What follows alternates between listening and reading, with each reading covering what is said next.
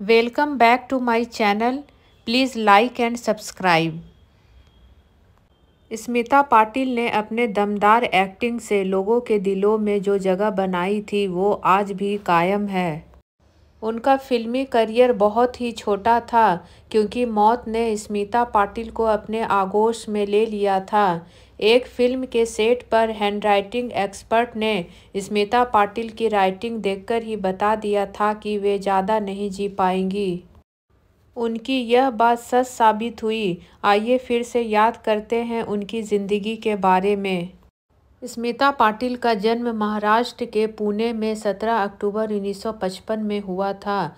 स्मिता पाटिल के पिता का नाम शिवाजी राव पाटिल और माता का नाम विद्याताई पाटिल था। उनके पिता एक मंत्री थे और उनकी माता एक सामाजिक कार्यकर्ता थी। स्मिता पाटिल ने अपनी स्कूल की पढ़ाई पुणे के रेणुका स्वरूप मेमोरियल स्कूल से पूरी की थी। उसके बाद film and television institute of India Pune से ग्रेजुएशन की उपाधि प्राप्त की थी। हायर एजुकेशन हासिल करने के बाद स्मिता पाटिल ने फिल्मों की तरफ रुख किया। स्मिता पाटिल ने चाइल्ड आर्टिस्ट थिएटर्स में काम करना शुरू किया। फिल्मों में आने से पहले वे दूरदर्शन पर न्यूज़ रीडर का काम किया करती थी। इसके बाद उन्होंने फिल्मों में ट्राई करना शुरू किया।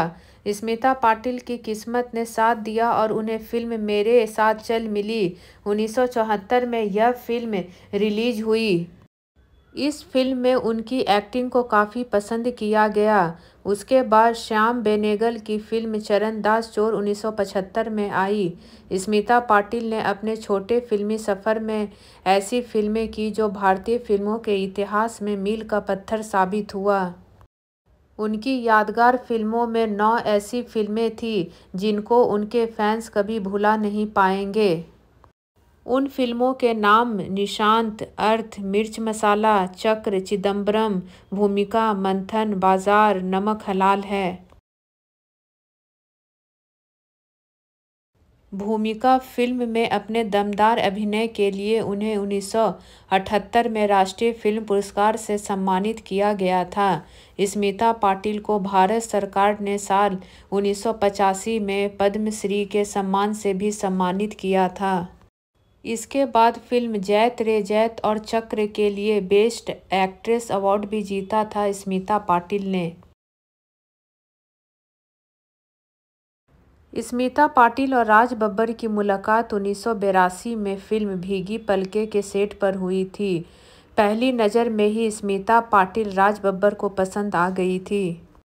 स्मिता पाटिल और राज बब्बर की दोस्ती धीरे धीरे गहरी होती गई और दोनों का प्यार परवान चढ़ने लगा। लेकिन राज बब्बर पहले से ही शादीशुदा थे।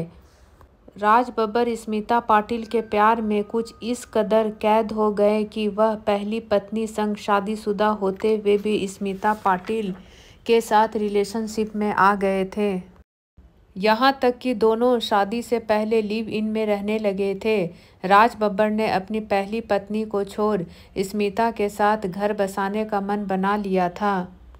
लेकिन स्मिता पाटिल की मां स्मिता पाटिल और राज बब्बर के रिश्ते के खिलाफ थी। वे कहती थी कि महिलाओं के अधिकार के लिए लड़ने वाली स्मिता किसी और का घर कैसे तोड़ सकती है। स्मिता पाटिल अपनी मां को रोल मॉडल मानती थी। उनकी ज़िंदगी में मां का फैसला बहुत मायने रखता था। लाख समझाने पर भी स्मिता पाटिल ने अपनी मां की बात नहीं मानी और कुछ समय के बाद राज बब्बर से स्मिता पाटिल ने शादी कर ली। शादी के बाद भी स्मिता पाटिल की मां ने उन दोनों का रिश्ता स्वीकार नहीं किया था। स्मिता पाटिल ने अपने बेटे प्रतीक को जन्म दिया। उसके बाद उनकी तबीयत बिगड़ती चली गई। स्मिता पाटिल को वायरल इन्फेक्शन की वजह से ब्रेन इन्फेक्शन हुआ था। जब ये इन्फेक्शन बहुत बढ़ गया तो उन्हें जसकोल हॉस्पिटल में एडमिट करवाया गया। स्मिता पाटिल के अंग एक के बाद एक फेल होते चले गए।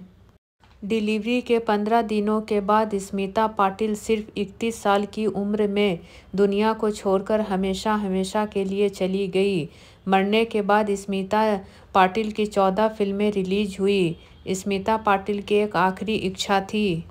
वे अपने मेकअप आर्टिस्ट दीपक सावंत से हमेशा कहती थी कि जब मैं मर जाऊं तो मुझे सुहागन की तरह तैयार करना। किसी को भी नहीं पता था कि उनकी अंतिम इच्छा इतनी जल्दी पूरी हो जाएगी।